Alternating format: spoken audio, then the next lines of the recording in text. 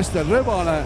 Ottunike otsusega oli niimoodi, et mitte et jätta Sebastianit üksi sõitma, siis pannakse ta selle klassiga kokku ja sellega olid absoluutselt ka kõik nõus. Aga näete, ikkagi on hea startija Laur Langebroon ja läheb sinna ette ja Georg Steve Super tegi ka hea stardi.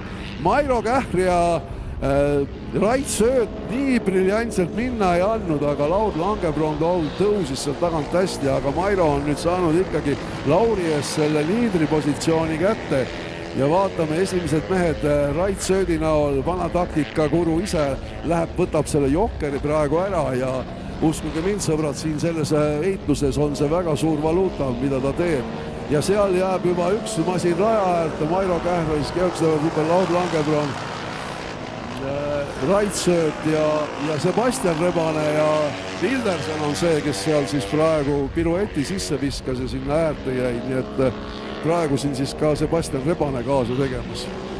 See oli meeskonna ja Sebastiani enda soov, et siin selles sarjas ja selles stardis finaalis kaasa sõita.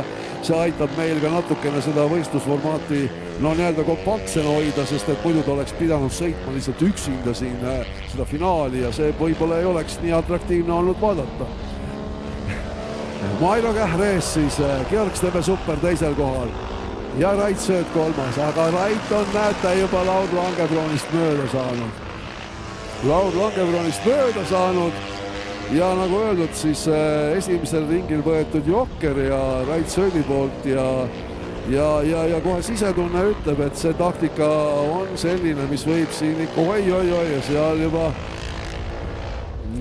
väga uljalt võtab kurvi seal Georg Steve Super, et crosskart juba ühe külje peal seal kuidagi püsti. Mairo Kähr, Georg Steve Super ja Rait Sööt.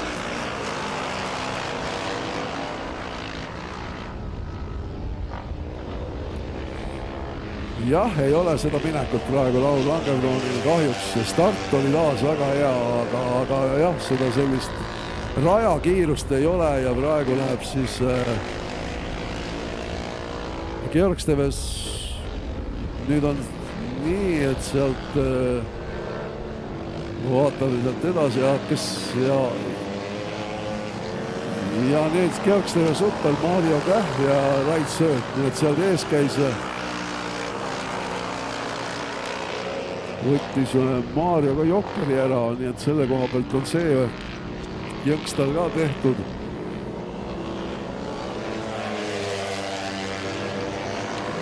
Ja punt on seal koos, aga seal praegu siis natukene segab kaarte, kui läheb siis jokkerisse ka Georg Steve Super ja siin on koht, kus peaks ja saaks ja nüüd sealt tuleb aeglasemalt sõidav ja seal on nagu punt koos ja siin on praegu kindlasti selline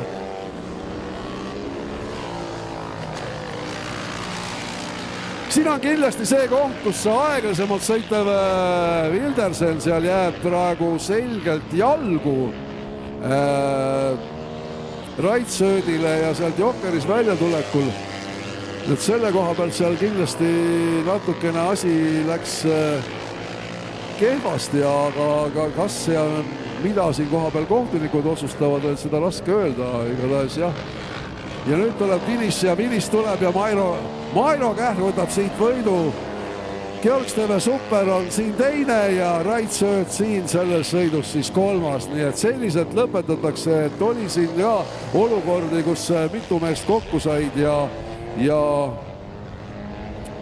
eelkõige just see situatsioon, kus sealt tullakse välja sealt sellest jokkerist. Aga praegu jäi niimoodi, et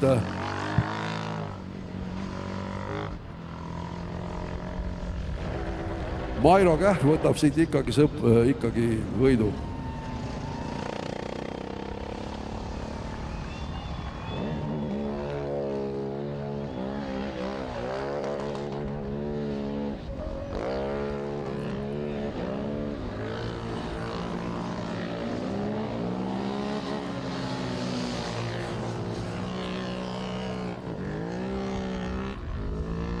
jah, ja sellega siis loomulikult jälle ka lüüakse see kolmik segamini, kui esimese etapil oli crosskart 650 järjestus selline Rait Sööt, Mairo Kähk ja Georg Steve Super, siis nüüd on jälle Mairo Kähk, Georg Steve Super ja Rait Sööt. Nii et tundub, et need sõitnud kolmekesi siin on vähemasti 2 etapi põhjal saanud selliseks otsustajaks. Järgmine etapp sõidetakse juba väga raskel rajal, raskel rajal selles mõttes, et seal on väga palju ka kruusalõike Misso rajal ja kui seal juhtub olema ka selline natukene vihmasem ilm, siis on see rada ikkagi väga selline huvitav, et seal nagu hakkama saada, seal tuleb ikkagi väga palju kannatust varuda. Aga see on kõik alles tulevik ja see tulevik terendab meil alles natukene vähem kui kuu aja pärast.